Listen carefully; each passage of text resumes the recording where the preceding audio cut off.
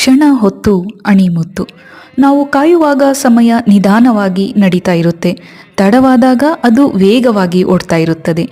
ನಾವು ಖುಷಿಯಲ್ಲಿದ್ದಾಗ ಆ ಕ್ಷಣ ತುಂಬ ಚಿಕ್ಕದೆನಿಸುತ್ತೆ. ನೋವಲ್ಲಿದ್ದಾಗ ಇದಕ್ಕೆ ಕೊನೆಯೇ ಇಲ್ಲವೇನೋ ಅನಿಸುತ್ತೆ. ಅಬ್ದುಲ್ ಕಲಾಂ ಅವರು ಹೇಳುವ ಹಾಗೆ, ಸಮಯ ದುಡ್ಡಿದ್ದಂತೆ, ಅದನ್ನು ಖರ್ಚು ಮಾಡುವುದು ನಮ್ಮ ಕೈಯಲ್ಲಿದೆ. ಸಮಯವನ್ನು ವ್ಯಯಗೊಳಿಸುವಾಗ ಒಮ್ಮೆ ಆಲೋಚಿಸಿ ಬಹಳ ಎಚ್ಚರದಿಂದಿರೋಣ. ಸಮಯದ ಸದುಪಯೋಗವನ್ನು ರೂಢಿಸಿಕೊಳ್ಳೋಣ.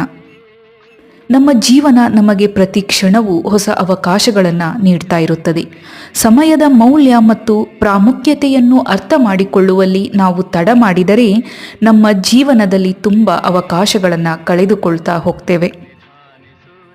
ಸಕಾರಾತ್ಮಕ ಚಿಂತನೆಯೊಂದಿಗೆ ಸಮಯದ ಸಂಪೂರ್ಣ ಪ್ರಯೋಜನವನ್ನು ಪಡೆದುಕೊಳ್ಳುವಲ್ಲಿ ನಮ್ಮ ಪ್ರಯತ್ನ ನಿರಂತರವಾಗಿರಬೇಕು.